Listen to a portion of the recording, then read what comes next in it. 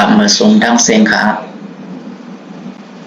เมื่อในเนื้อตอนได้สูงเตยเลยพินดิเคเขา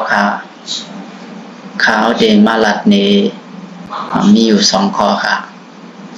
ค่ะเข้ามาด้วยจำกัน2 ข้อในเนี่ยเป็นอีสังในขณะ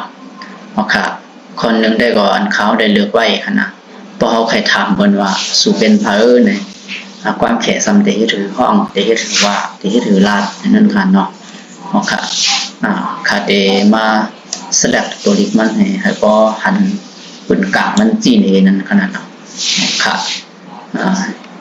นะครับ你是谁นะครับเนย你是为谁你是谁นะครับค่ะลายแต้มมันได้ก็เฮ็ดในอันดังแล้วก็มาตัวในขนาดแล้วก็ขึ้นมาขันตัวในขึ้นมาดังในยังไงขึ้นมาดังข้าง2 ภายในนะครับลายแต้มมันได้ที่ทำในมันเต็มเหมือนเฮาแต้มในกันติกันปุ้นขนาดเนาะอันนี้ก็เอาจับนับแต้มเอาก็มันจะออกมาจังได๋ค่ะค่ะ你是谁นะครับเนาะสู่เป็นเผอนะครับสู่เป็นเผอ你เนี่ยเป็นสู่อ่ะชื่อเนี่ยเป็น谁เนี่ยเป็นเผออันเฮารู้จักกันค่ะเนาะ谁นะครับ你是谁ก็แล้วค่ะขึ้นกว่าทางตอนกันเนาะขึ้นกว่าทางคลองค่ะเขาได้เลือกไว้เนี่ยค่ะ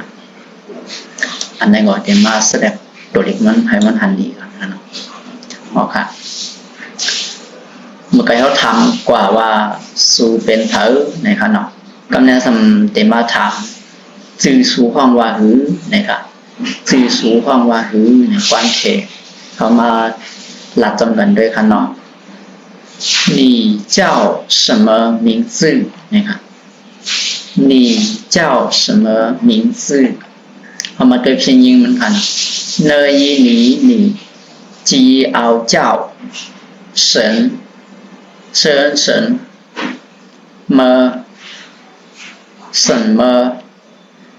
么名字名字么名你叫什么名字นะครับว่าเขารู้ด้วยจำพิมพ์ยิงเหมือนกันนะ你เนี่ยเป็นสูค่ะเจ้าอันนี้สันเป็นห้องว่านะครับนะ什么เนี่ยเป็นอีสัง名字เนี่ยเป็นจื่อค่ะ名字2 ตัวเนี่ยเป็นจื่อนะครับ你叫什么名字จื่อสู่ห้องว่าหือนะครับใครถามทางไลน์ก็อะไรค่ะ你叫什么名เนี่ยก็สำไรค่ะนะ你叫什么名อันนี้ก็บอกว่าจื่อสู่ห้องว่าหือในกล้วยนังเขาค่ะเนาะเอาค่ะจำหนังเมื่อในอันเขาเลยเลือกไว้ก็มีอยู่2 ข้อในเนี่ยเขาค่ะไปทบกันทางตอนตั้งนาค่ะเนาะเอาค่ะมาส่งทางเสียงค่ะ